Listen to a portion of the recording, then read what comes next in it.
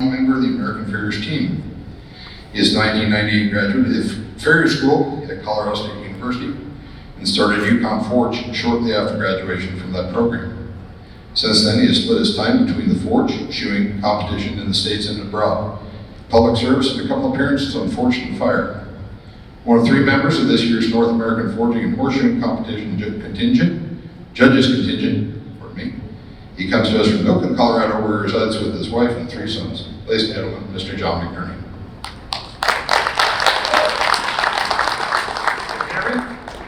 We're good, thanks guys. So, I'm super excited to be the first guy up for the first lecture for the convention this year. I just found out yesterday that I was #1 going up. The one thing about me, and all the things that I do, I am very, very bad at organization and scheduling. So I didn't even find out that I was going to be the first guy up until yesterday when I talked to the guys. I'm like, hey, I'm here. He's like, hey, you're first one up. Do you have your PowerPoint? And I'm like, well, I think I do. So I hope I had some time to get ready, but no, didn't have time. I just had to go right to it. So there's 2 things that I can take from that. I can take number 1. I could be like, oh no, I'm the first one up. I don't know if I can do this. I get stressed out about this. Or go on the other opposite end of the schedule here and say, I'm the first one up. I get the honor of being the first guy to do the lecture, to set the stage, to set the tone of the convention for this year. And I always try to choose the glass is half full, right? And so I got super excited that I got to be the first guy to set the tone for the convention for this year. So thanks a lot for having me up. And I'm super excited to do this class. So this was a class I took when I was in law enforcement, and there's a lot of different law enforcement classes out there in leadership. And there's a lot of leadership classes out there, whether it be in law enforcement, be professional services, sales, or whatever. But this is the one class I took that really had an impact on me. It made me think about what I was doing and the attitude that I had and had the impact I was having on other people. And I was able to kind of focus myself, reset myself, and then be able to go and make an impact on the people that were around me. So I wanted to share that with you guys, and I hope you guys are able to pick something out from it and can use it in your life. So, real quick story, we were talking about a choice.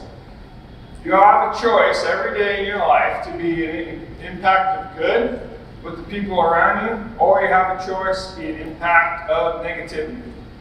And sometimes it's an easy choice, sometimes it's a tough choice, but you always have that choice. You can lift the room up, or you can bring the room down. You can take a negative attitude, or you can take a positive attitude. So my son, at the time, was 11 years old, Wyatt. He's playing baseball, and we decided to put him into competitive baseball, which is a whole other thing. And he was going for the tryouts. Well, apparently, there's a whole setup on how you're supposed to take tryouts, how you're supposed to stand out in the crowd, how you're supposed to put your kid in the schedule, and it's a little bit out of control for 11U.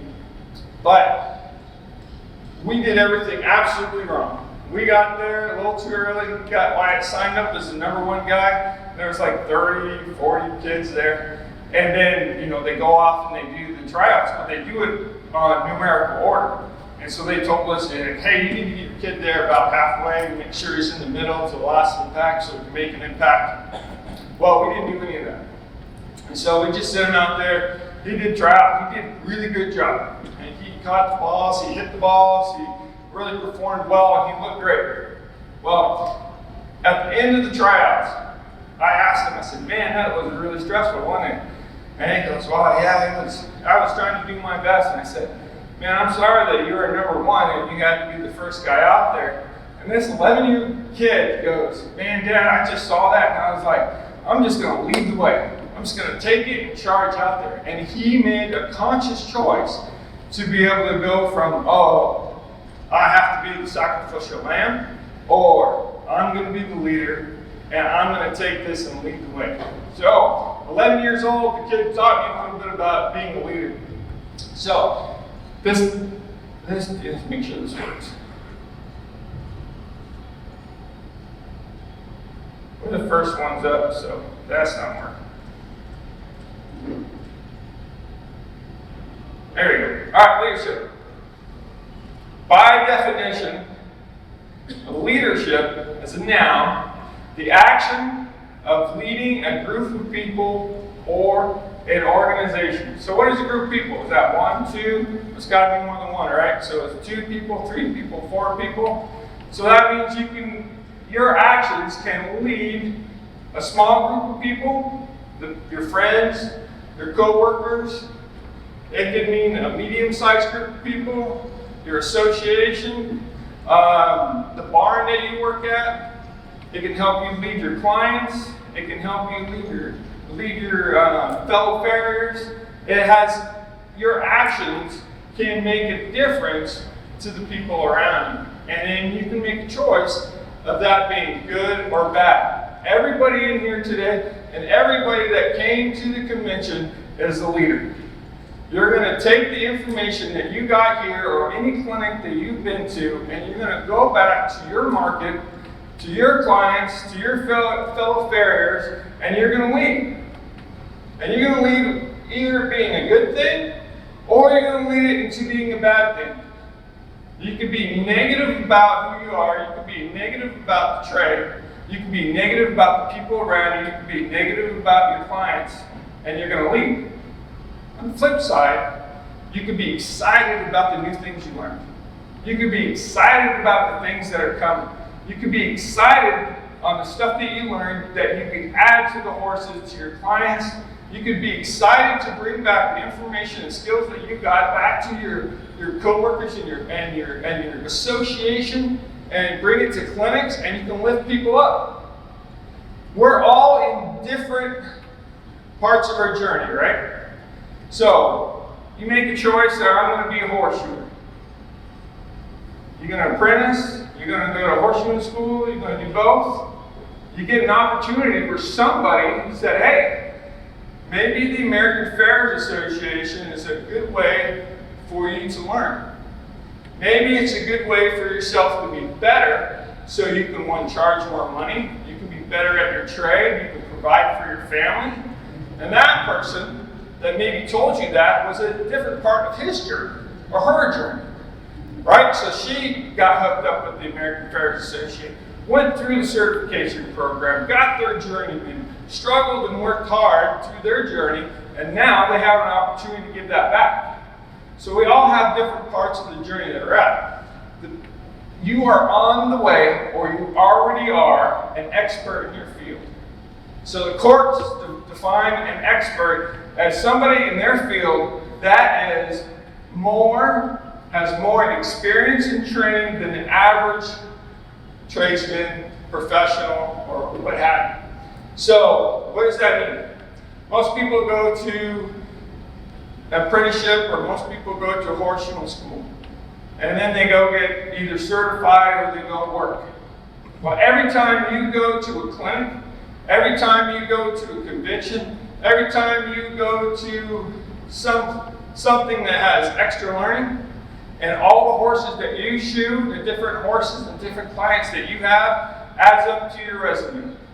And over time, the people here, people that go to the convention, the people that go to clinics, the people that try to better their trade are the experts.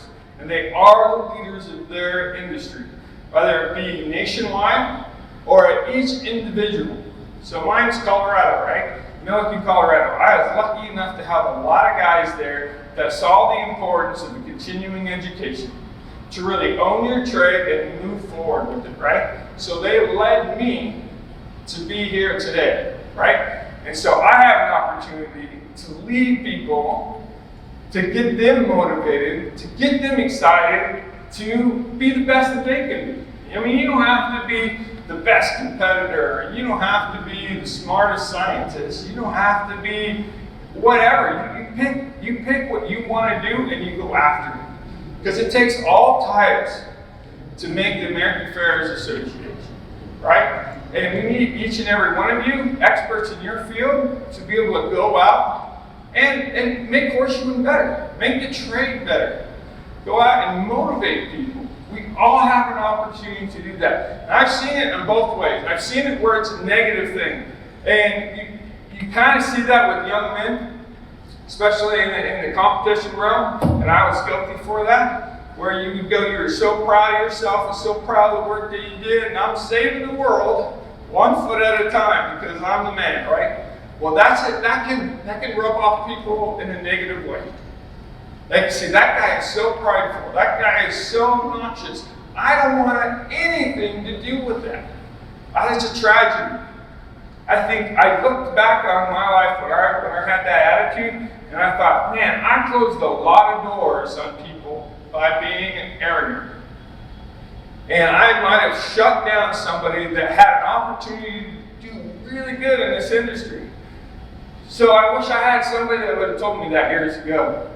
And you do have that opportunity. Every day we can make a choice, rather lift somebody up, whether we know them or don't, or we shut them down. And I say we lift them up. And this is a good tool to be able to do that.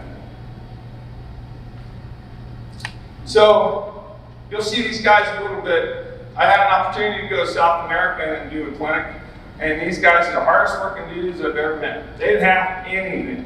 There's guys at the clinic that had their forge or borrowed a forge that was on the ground, and they were just lucky to have propane. They're happy, they're excited, and they were just soaking it up.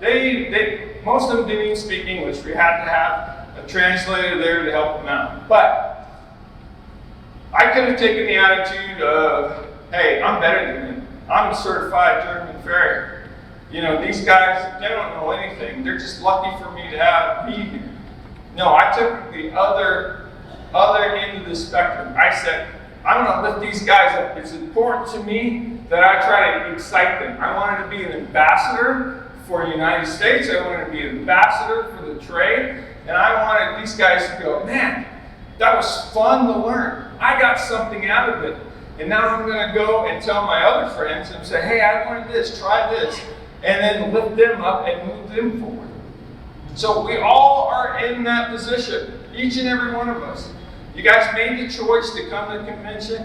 That is awesome. Congratulations. You are absolutely leaders, whether you like it or not, good or bad. And I always try to choose to encourage instead of discourage. All right, so let's get to it. So the 10 things that do not take any time. All right, so this isn't like this isn't the 10 things that you can take to practice. This isn't the 10 things that only certain people have. No, this is the 10 things that every one of us have. They're very simple. Like number 1, be on time. Time is the most precious thing that we have, right? We cannot make one extra second in our life. It's already set, right? I can't, no matter how hard I work, no matter how much money I have, I cannot give myself one extra minute on this earth. It's already preset. So, understanding that, time is important, right? So it should be important to you. And to show that, be on time. If you're on time, it tells me, you're like, hey, this is important. I care about this. I'm here, I'm ready to go. If I had an apprentice show up, I've had lots of apprentices show up over the years, and every one of them have turned out to be some of my very best friends. Because I always took the choice of lifting them up. They weren't just there to make me money. I was there to lift them up. I'm coming and I'm going. But if I have an opportunity to leave something on somebody else, I try to take it. And so the people that I work with, they responded to that. And they're some of my best friends even today. But I try to apply this, be on time. Be on time when you go to work. Be on time when you go to a clinic, a certification. Just be on time. Right? It says, hey, you care. This is important to you. On the other end, if you're not on time, it tells me that you don't care. And that's insulting to me. You show up late and you have an excuse about showing up late. And I get it, things happen. But on the majority of the time, you can be on time. If you care about it, show up being on time. You're telling that person, you're telling the people around you that this is important. Show up. You're a leader of your industry. When you're at the certification, or if you're at your local clinic, from all the stuff that you learn here, and you're running it, be on time, right? Get there early, stay late, right? So be on time. Number one, it's super important.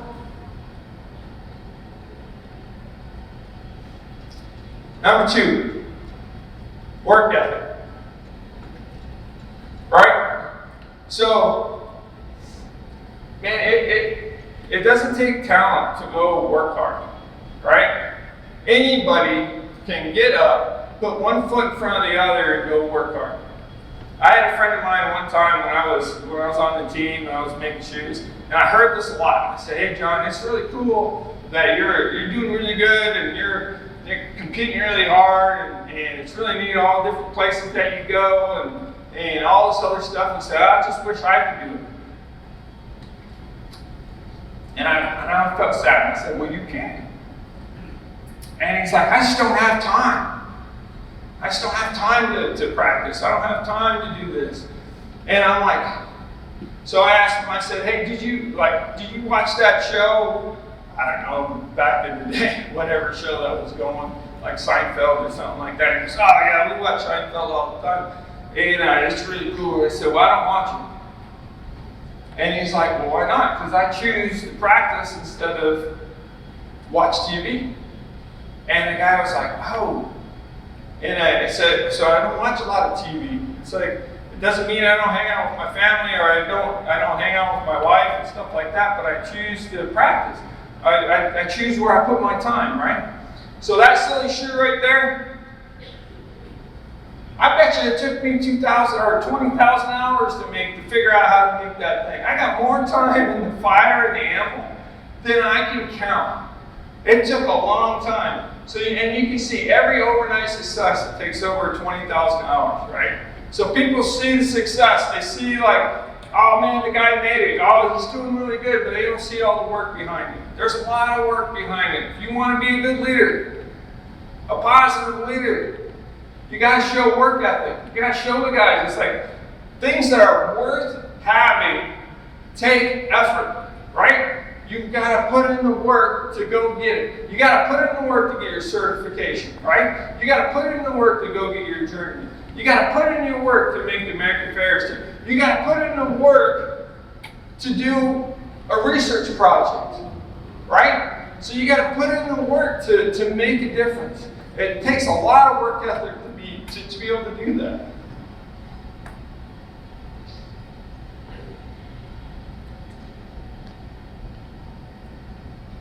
All right, number 3. This is no-brainer, right?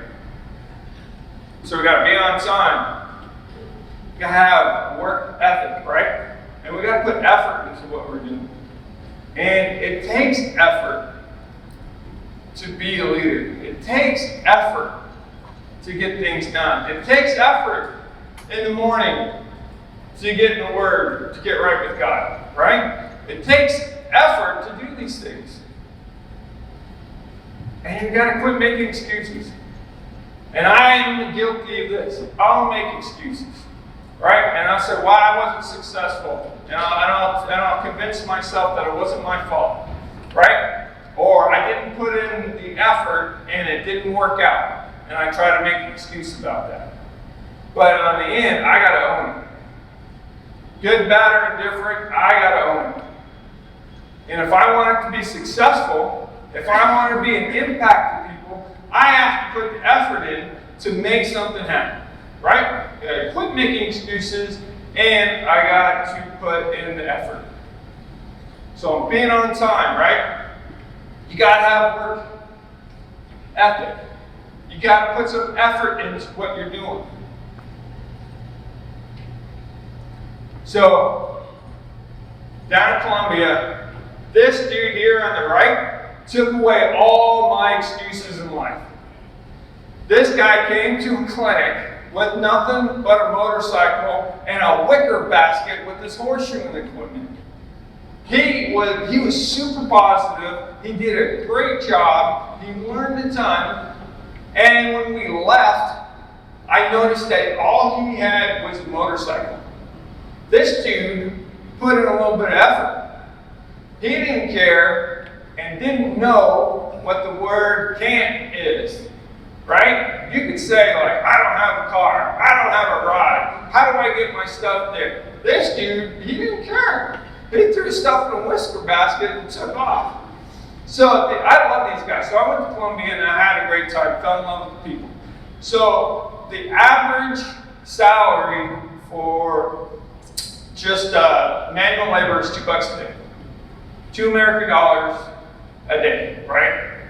So the average horseshoeing job is $20. So that dude figured out that he could shoe horses and quit making $2 a day and made $20 a day. And that funny looking dude on the motorcycle, he's rich. That dude is rich. He's making $20 a horse. And I bet you he can knock down 5-6 horses or more a day. And these are nasty Pasafinos. They are mean, little nasty horses. So he's even got a freaking muzzle for these little ponies so it doesn't bite him when he's finishing the feed. And he's rich. He's the man, right? So I saw this guy. I just absolutely love him. So when I was there, they told me, like, hey, John, you can sell tools while you're there. And I'm like, all right, well, that's cool. You know, you get there, you can make a little extra cash or whatever. I fell in love with these people, man. I mean, I gave them all my tools. I was so excited that these guys were there to learn from me that at the end of the deal, I just gave everybody a tool. And thank God I had enough tools to give everybody something. And it was a really neat deal. So, our dude on the left, that guy driving the car. So that dude, he's got 5 guys in that car, and that's like a 1980s, I don't know what, like some kind of Honda thing. It's everything over there is a stick shift and it's a mess.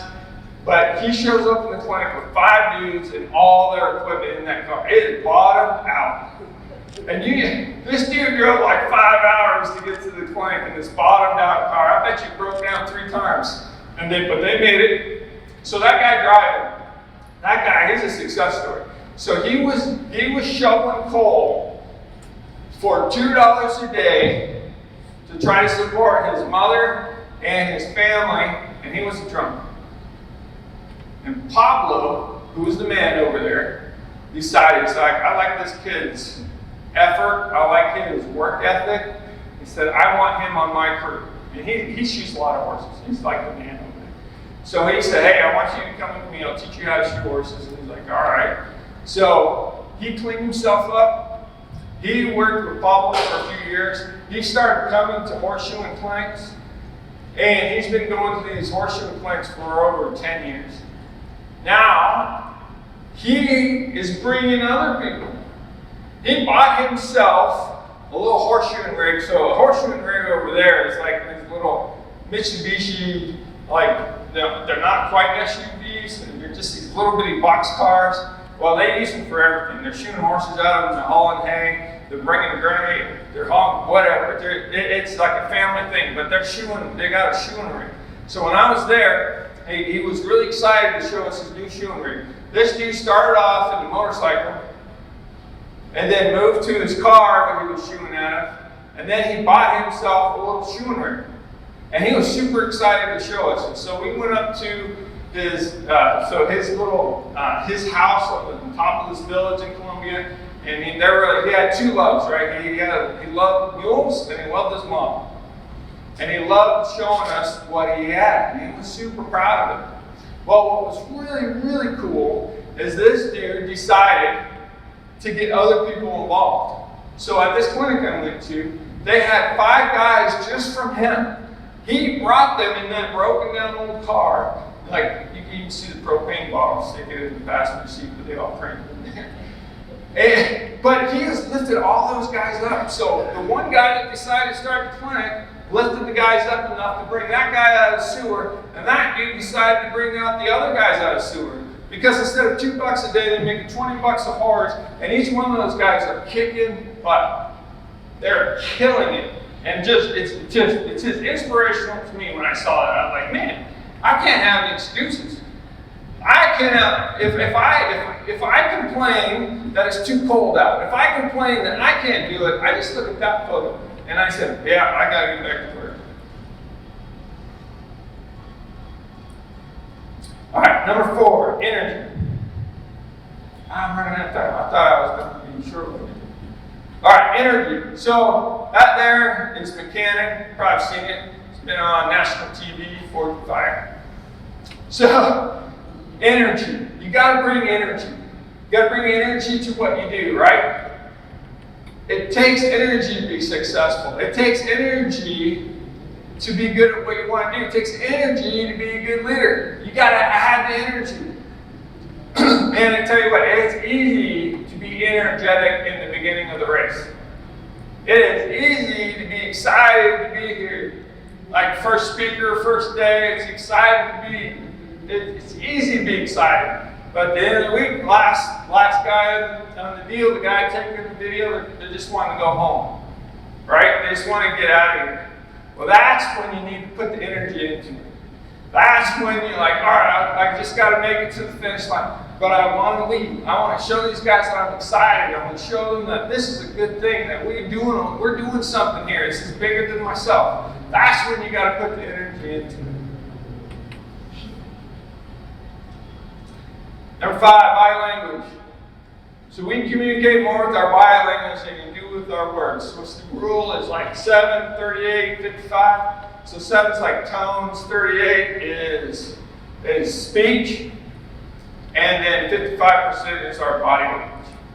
So you guys can lift up a room, you can lift up a group of people just walking in, or you can bring everybody down as you walk into the room. You got to make a choice, right? So you walk in the room, it's like, I'm going to be positive force with my group today. When I go to a client's house and they ask me how I'm doing, I square up and I look at them, I make eye contact, I smile, and say, I'm doing great. This is awesome. I get to be here today. You've hired me to shoe your horse, and I'm going to do the best job I can today in your horse, and it's probably going to improve on the last time. And I'm excited because I just went to the convention. I learned a bunch of really cool stuff, and I can't wait to apply that to your horse. And that client's going, oh my God, this guy's on crack. Right? It's a little too much right now. So what I'm saying is, though, is like, hey, have a little excitement. Show that in your body language, right? And it'll bring people up. If you show up to your client and you're tired and you don't want to be there, and you're hot and your back hurts, and they're like ask you how you doing, and you're like, well, I'm just trying to get through the day. We'll see what, That's not fun, right? Our clients, this is their fun time. Their horses are their fun time. This is something they do for enjoyment. It's entertainment. If you're there, you bring them down. You're going to lead them to fire you, right? But if you go there and you're excited and it's part of their fun time, you're going to lead them to keep you. And to tell other people that, hey, use this guy. He does a great job. He goes to lots of different clinics, and he works really hard at being the best that he can, and he's great, and he's fun to be around. See, there's 2 different ways to do about it. And it comes down to a large part of your body language. I tell you what, if I wasn't excited to be here, you guys could read that from my body language. Right? I'd talk slow, and maybe I would just kind of look at the time and try to get out of here, right? Or you can tell I'm excited because I'm telling bad jokes and I'm talking really loud and I'm super fast and I'm skipping words because I'm excited to be here, man. And guys, this stuff is infectious. Bringing people down is infectious. Lifting people up is infectious. If you take a hold of just a few of these items and you apply them, you will see the other people around you affected too. Because it is, I guarantee you it's infectious. I've seen it, I've done it. I've done it both ways.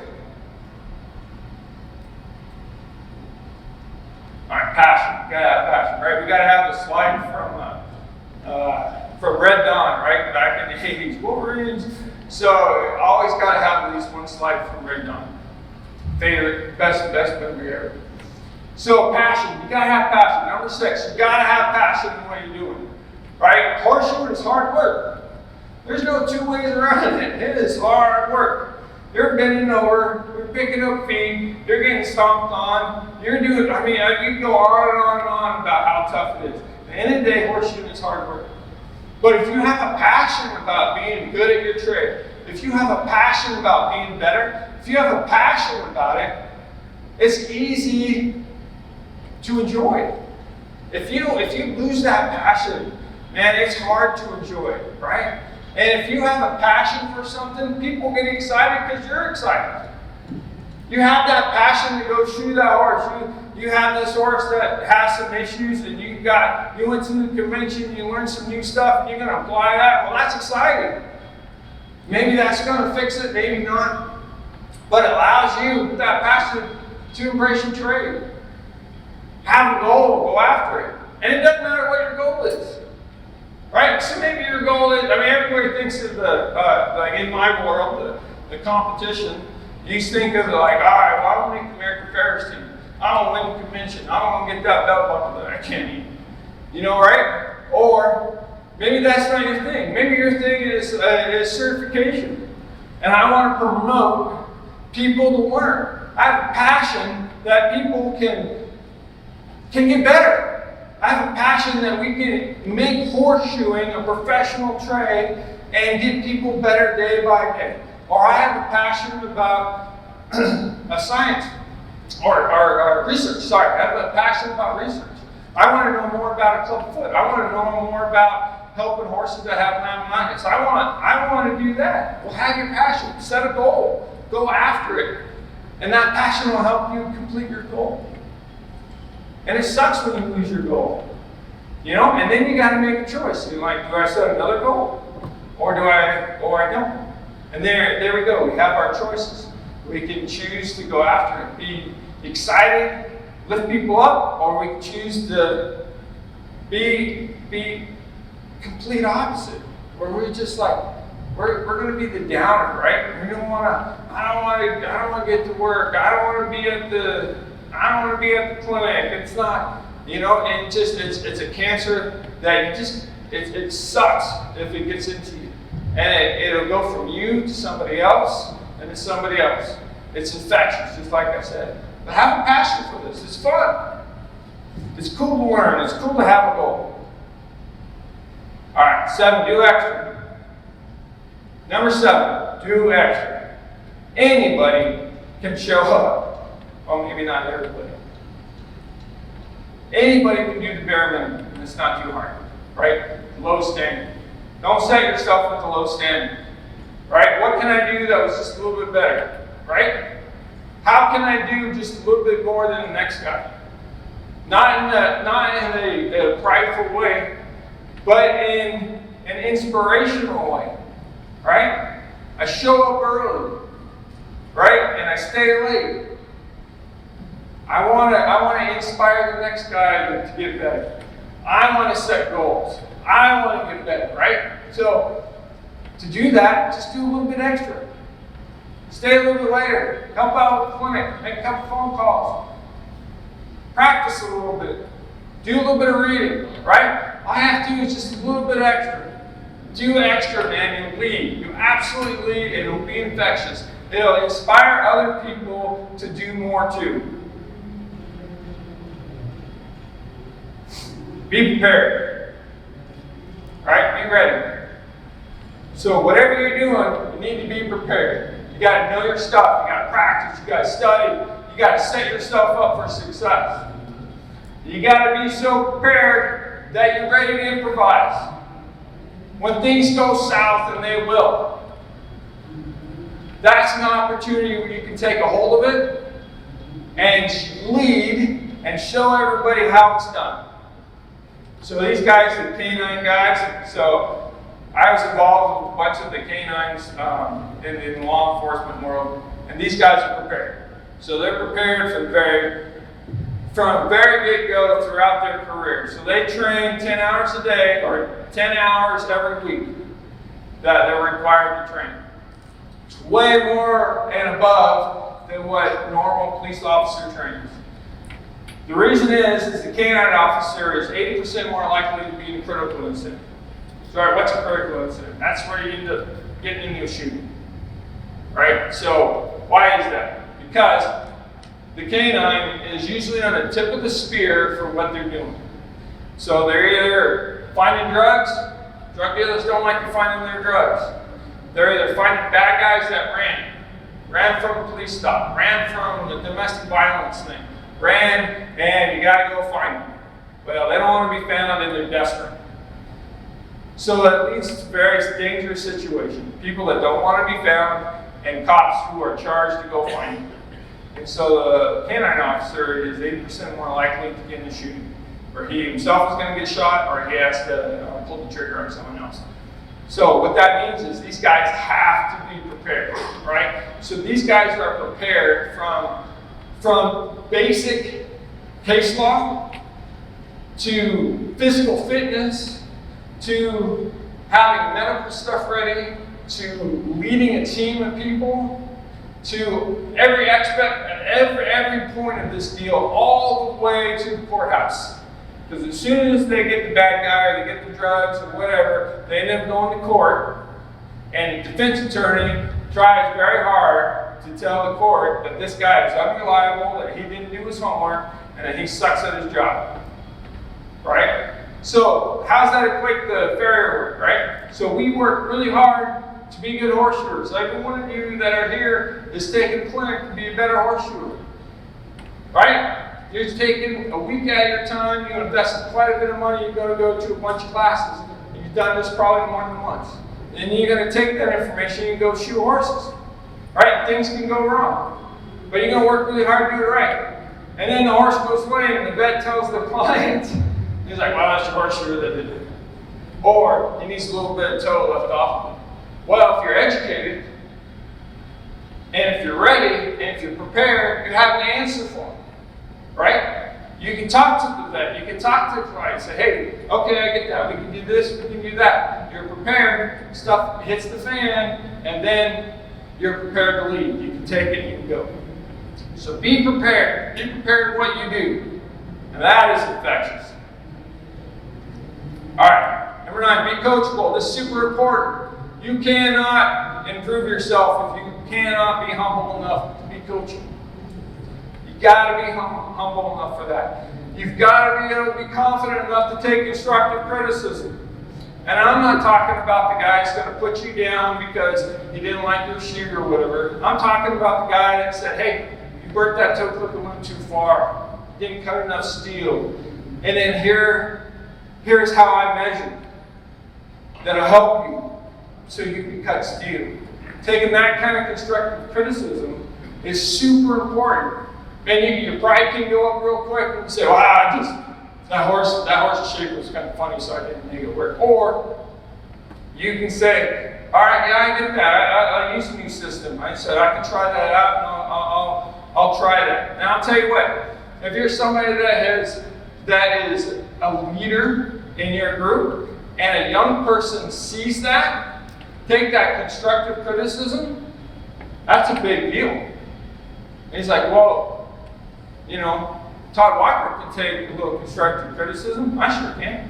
I can learn, right? And that's how you get better, is be able to take that constructive criticism. So when we did this clinic in Columbia, one of the things that we wanted to do, I was going to shoot a horse, and I had another guy shoot the other side. So we each shot a foot, right? And so we each made shoes, we each shot the foot, and then at the end of that, I told the group 3 things that I liked about the foot and 3 things that I didn't like about it. And then on the flip side, he did 3 things that he liked about my foot and 3 things he didn't like about it. And they were floored. They were absolutely floored that we could talk to each other and have constructive criticism on how we can improve. And I guarantee you that made a big difference for these guys to lower their walls and start learning. You gotta be coachable.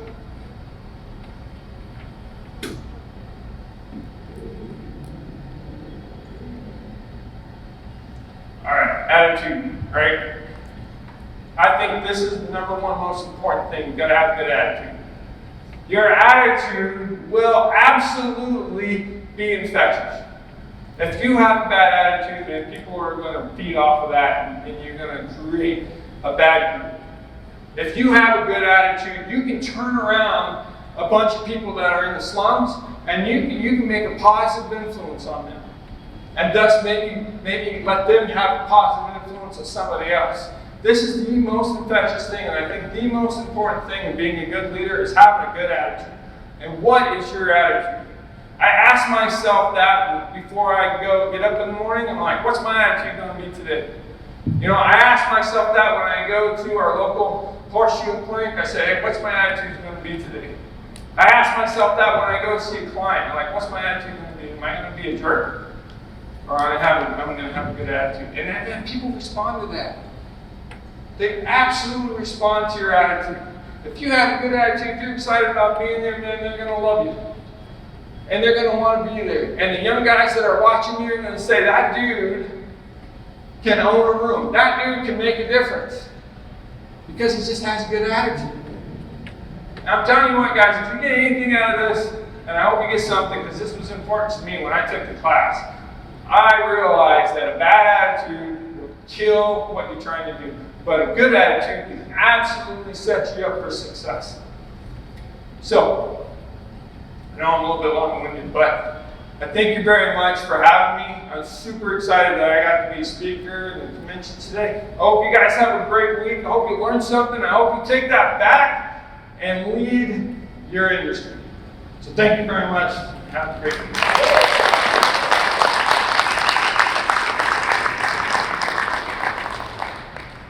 Thank you, John.